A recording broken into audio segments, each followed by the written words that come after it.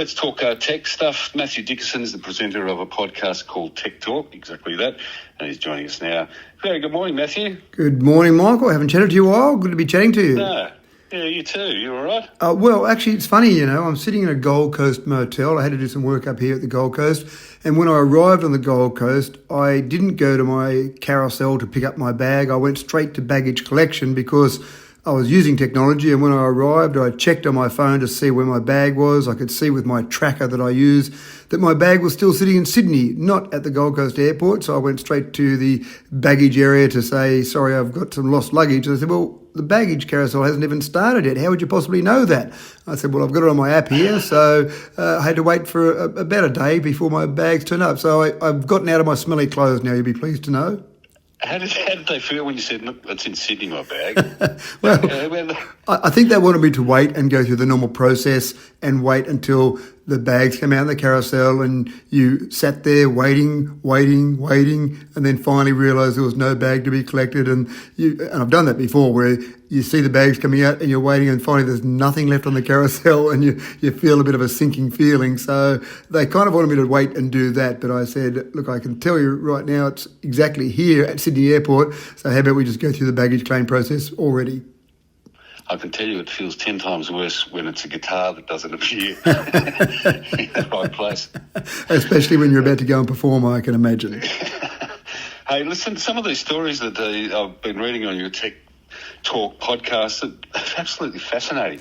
One of them, the big one, that is going to be interesting to our listeners, especially to our regional listeners, is this new partnership that's been agreed upon between Telstra and Starlink, Elon Musk's Starlink, and it's apparently going to improve phone services, both broadband services and voice services for listeners in regional parts of Australia. Yeah, very exciting news, this one. And it does feel a little bit, Michael, as if Telstra said, well, if you can't beat them, you might as well join them. It's actually pretty revolutionary for Telstra. It's the first telco in the world that's been able to do a commercial deal with Starlink.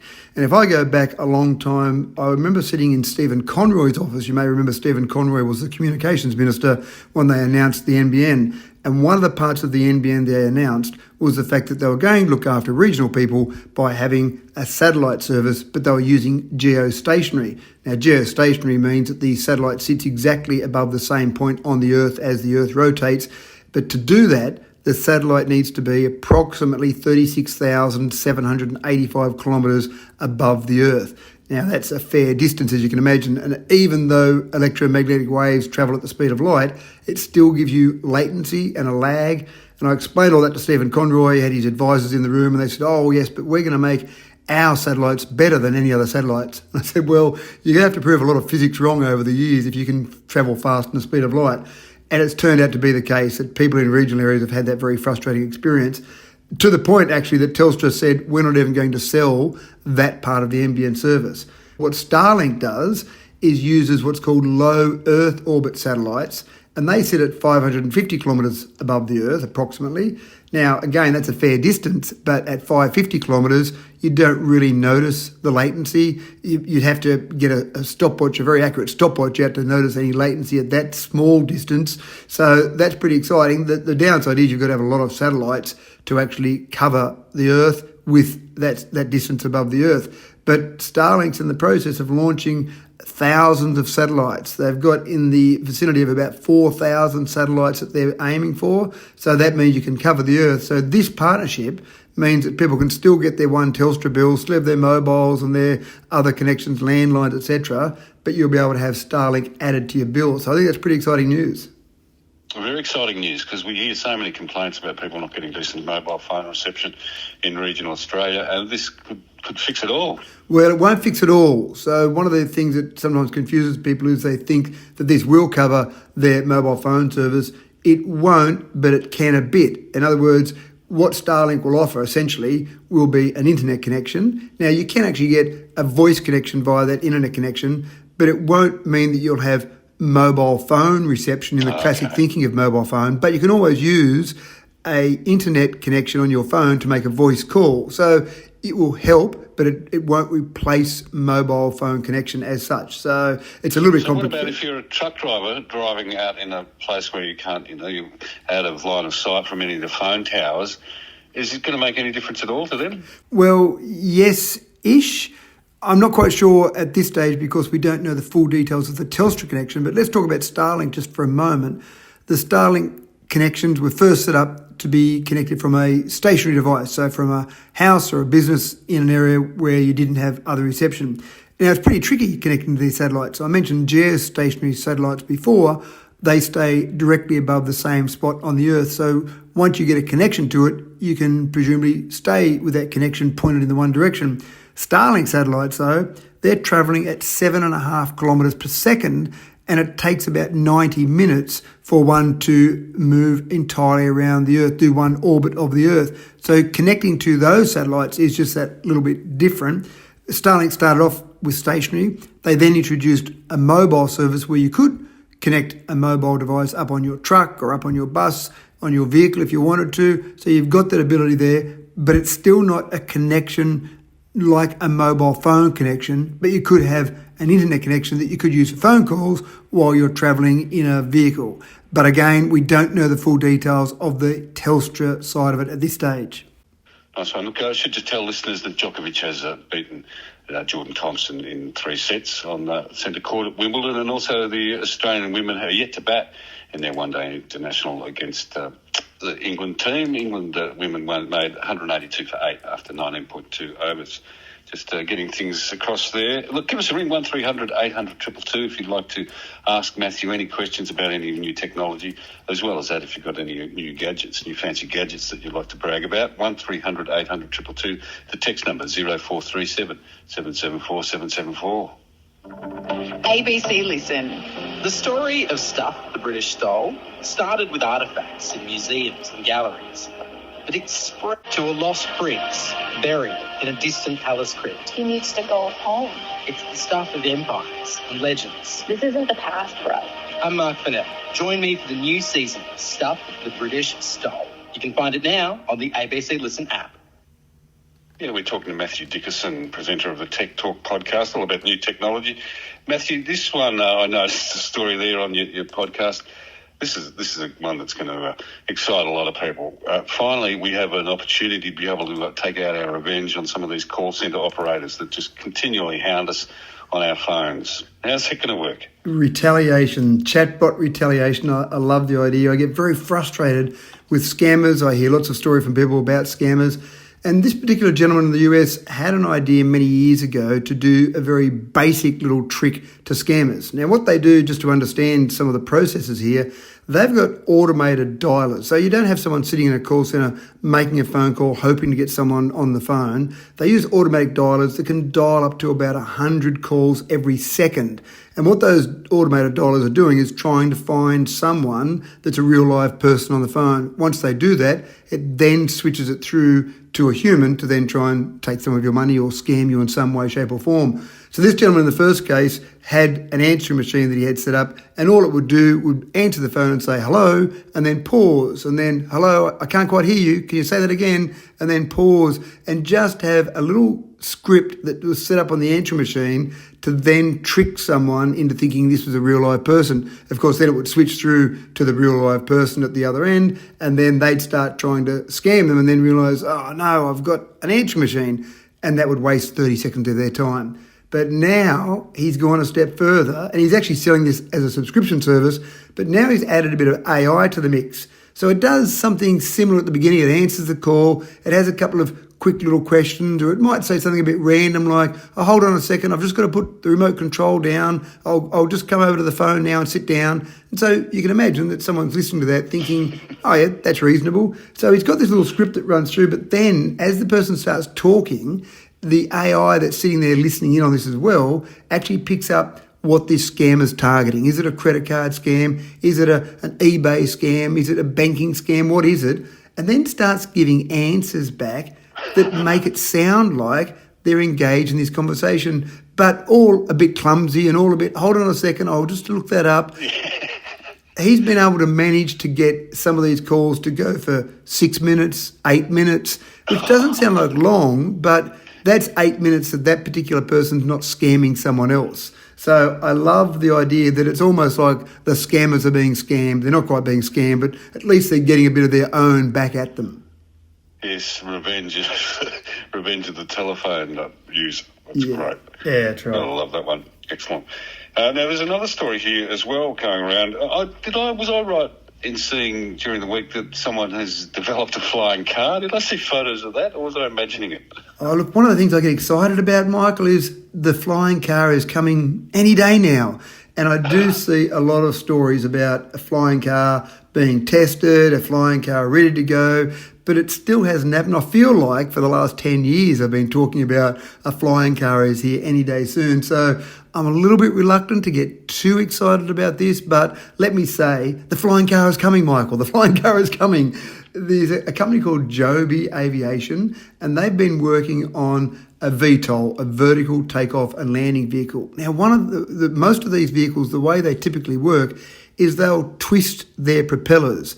So there'll be vertical propellers for a vertical takeoff. So they'll obviously push air down and try and lift a vehicle up. And then rather than fly like a helicopter, which uses a lot of energy just to keep the helicopter up in the air and a little bit of energy to go forward, as it then takes off and starts to fly, either the wings or the propellers themselves start to twist, so they're giving forward thrust, and then it's using small wings to keep the vehicle elevated or above the ground. So very clever use of technology, and it's fair to say that some of the technology we've got now, some of the materials, the carbon fibres, that type of thing, some of the efficiencies in batteries and in motors, you couldn't have made these 15, 20, 30 years ago, but we're getting to the case where we're getting very close now. Joby Aviation has just finished all their in-house testing, and they're now starting to bring aircraft to the Edwards Air Force Base to do wider testing. Still, it's in the experimental phase, but they've got a contract for 2025 where they'll start doing short hops for Delta Airlines between airports in New York City. And you've got, I think, 5 airports off the top of my head in New York City. So you might land at one, you need to get across to another. You won't try and get a train or a bus across. You'll actually get in a little vertical takeoff and landing vehicle and go across to one of those other ones. That's the first step, not that far behind, when you'll actually catch that little air taxi across from the airport into the city to avoid all that traffic to whatever meeting you've got to get to. I can see troubles with that one down the track. It just sounds like a big drone almost. Well, they are like a big drone. This particular one's got 6 propellers. Most drones have got 4. But most drones are using that energy to keep the drone up and then a little bit of energy to move forward like a helicopter. But most of these vertical takeoff and landing ones are twisting their wings. So I've actually been out, there was a site near where I'm at where there's actually a site doing some testing with one of these. And at the moment, they've only got to the point of doing tethered testing. So they actually have some steel ropes connecting to the ground. It takes off. It can only hover a few metres above the ground. And if it does go crazy or something happens, the tethers hold it to the ground. But it actually is quite fascinating watching these wings and the propellers actually move around as it's actually taking off. It's quite fascinating.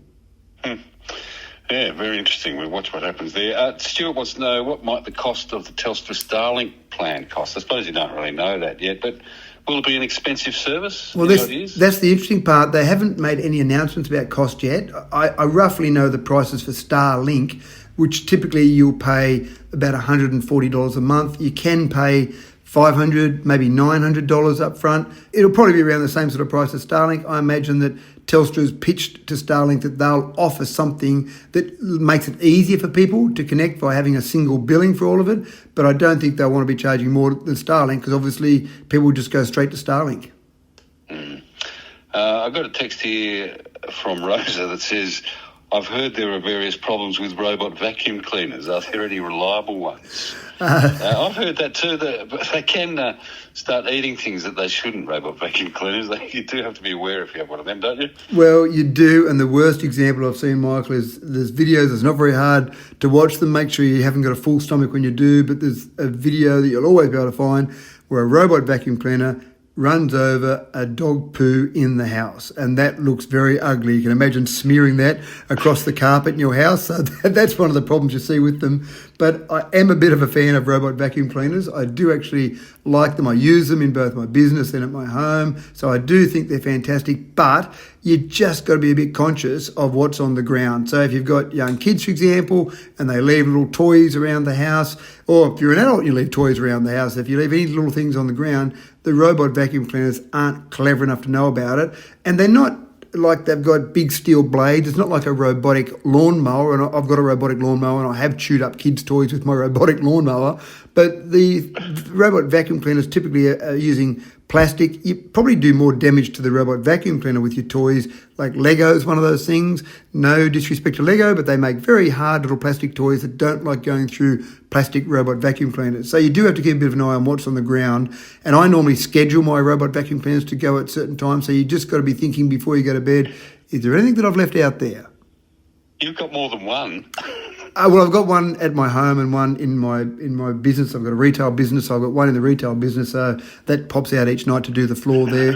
So surely, if one's good, then two's got to be better. That makes sense, doesn't it? I mean, I'm a bit cynical here. Do you notice any difference? Do they actually clean the carpet? Yeah, they do. And the biggest problem I have, and this sounds like a first world problem, is I've got to clean it out after it's picked up the dirt. I've got to go and manually clean it out. Although there are some robotic vacuum cleaners now that when they dock themselves, they'll actually empty the container on there into the dock. So you've still got to empty the dock, though. How far can you go before finally you've got to do something manually?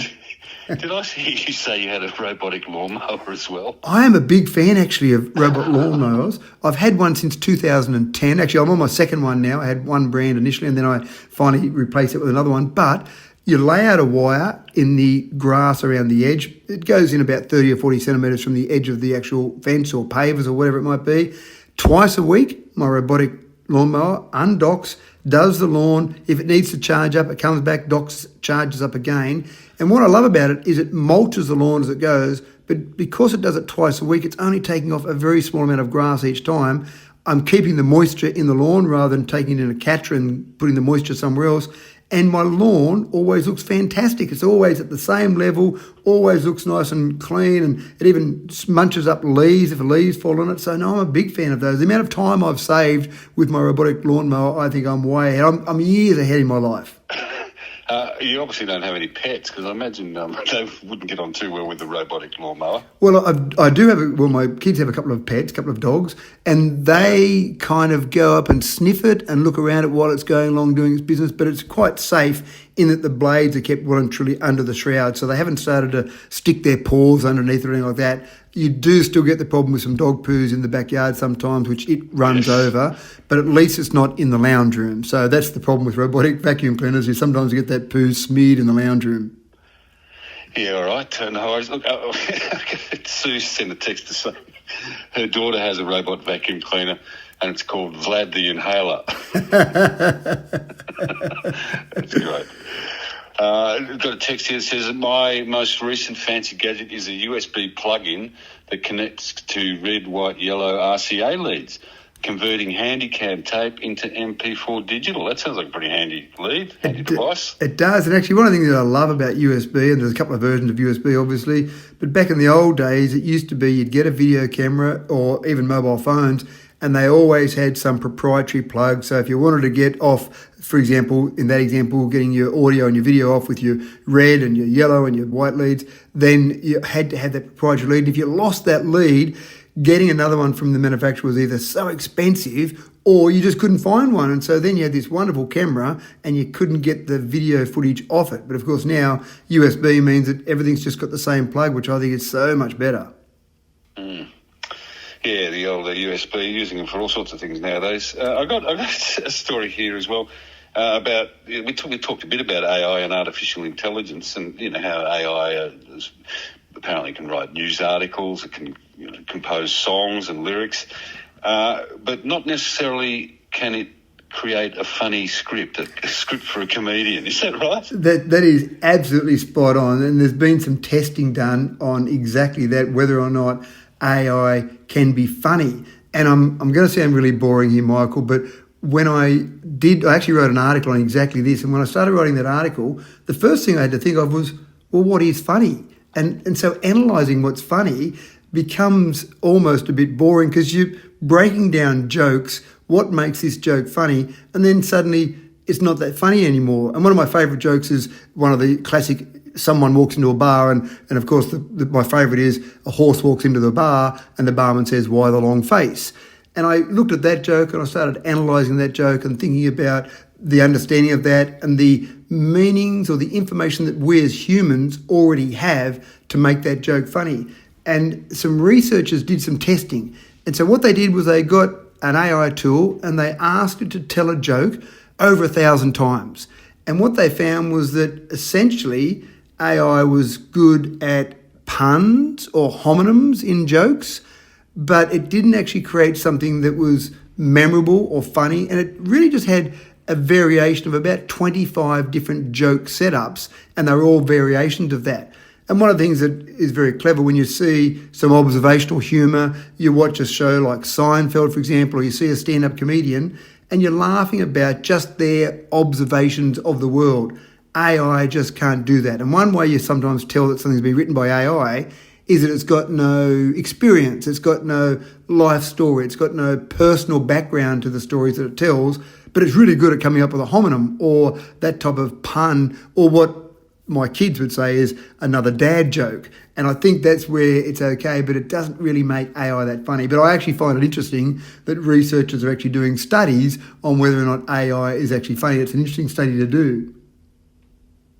Yeah, it is. It's very funny. When we were just talking about horror movies, it's a bit the same. You know, the scary movies, it's in the eye of the beholder in a way. But, I mean, they do say that the pun is the lowest form of humour, don't they? So, they do.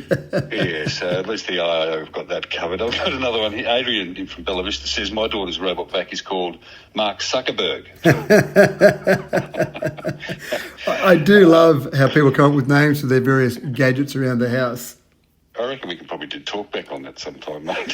Well, very quickly, gadgets. Our robotic lawnmower is called Jason, which has got a bit of a backstory to it. There was one night that my wife and I were away and the kids were at home, and they rang very scared one night saying that they thought someone was outside and they were scraping or sounding like they were trying to break in, weren't quite sure what was going on, but they were a bit scared. So I rang my sister who lives nearby to come down and help out the kids.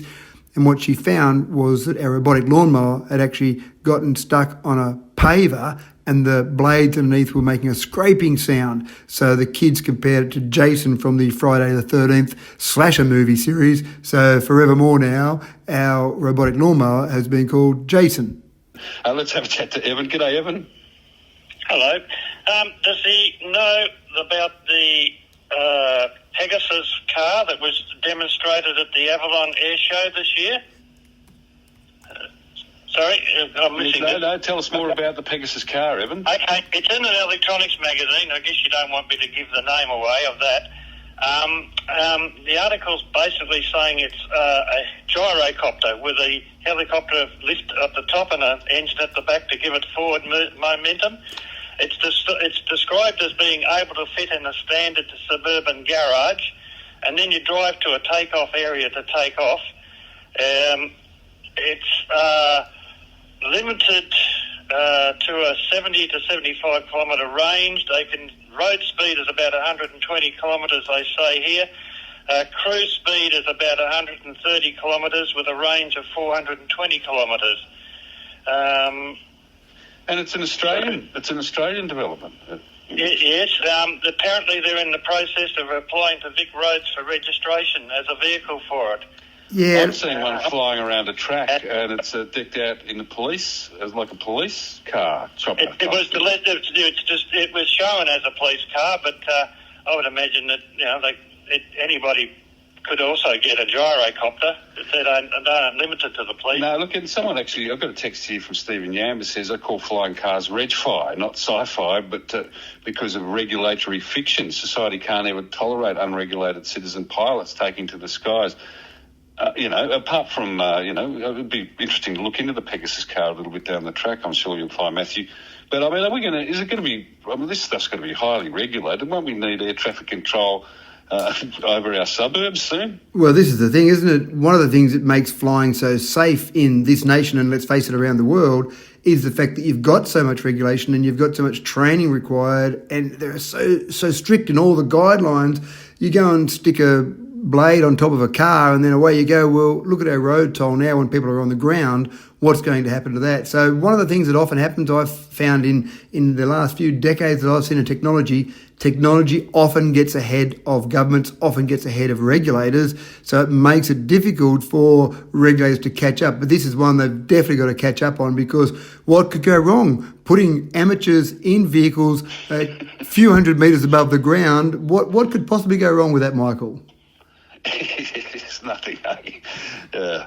I've just what we're talking about. This is a text from Grant. I've recently bought a robotic vacuum cleaner. It was life-changing. Wish I had done it years ago. Only advice is, like anything, buy the best you can afford. And if ours dies, I'll go out tomorrow and buy another one. There you go. There's a big ad for vacuum cleaners. I just want to read you this one. It says, could you please ask Matthew about the story that broke in the newspapers yesterday about the introduction of facial recognition technology at some of our largest sporting and entertainment venues, the MCG, the SCG, and a number of others. They haven't been significantly tipped off to patrons the fact that this technology is being used. And this caller, a texter, wants to know what kind of data is being recorded, or how long is it going to be kept, and especially since one of the main owners is the data brokerage firm, which apparently owns one of the big stadiums. So slight conflict of interest there as well. You would have been across that story, I would have thought, Matthew? Yeah, and it is a constant ongoing battle that companies, organisations want to protect themselves. They want to know patrons that are coming in. But then I see this as a real explosion over the next couple of decades, Michael. The storage of this data, we've seen so many examples of data breaches already. The more data, the more information you store, the more at risk people are. And once your privacy's been breached, sometimes it's hard to get back. And I have actually had to deal with clients that have had their identity stolen, and it can be devastating. Apart from the fact that you can lose money because someone takes out loans in your name, trying to be able to prove that you really are who you say you are when someone has stolen your identity is quite difficult. And let's face it, you can change your name, you can change your driver's license number, but you can't change your date of birth easily. And that's something that we rely on so much in our society. So it is a huge area of potential litigation and potential inconvenience for a huge number of people. So it is a concern. It's up to the technology industry to get it right. I think the best thing to do is to, when you're filling out your social media things, give a fake birthday. That'll really throw them. It'll at least help. Hey, it's been great talking to you, Matthew. Thanks, Michael. Enjoyed it, and great to hear you on the radio again, and some very interesting stories there. So thanks. Thanks, Michael. My pleasure. Cheers. Matthew Dickerson there, who's a presenter of a podcast called Tech Talk.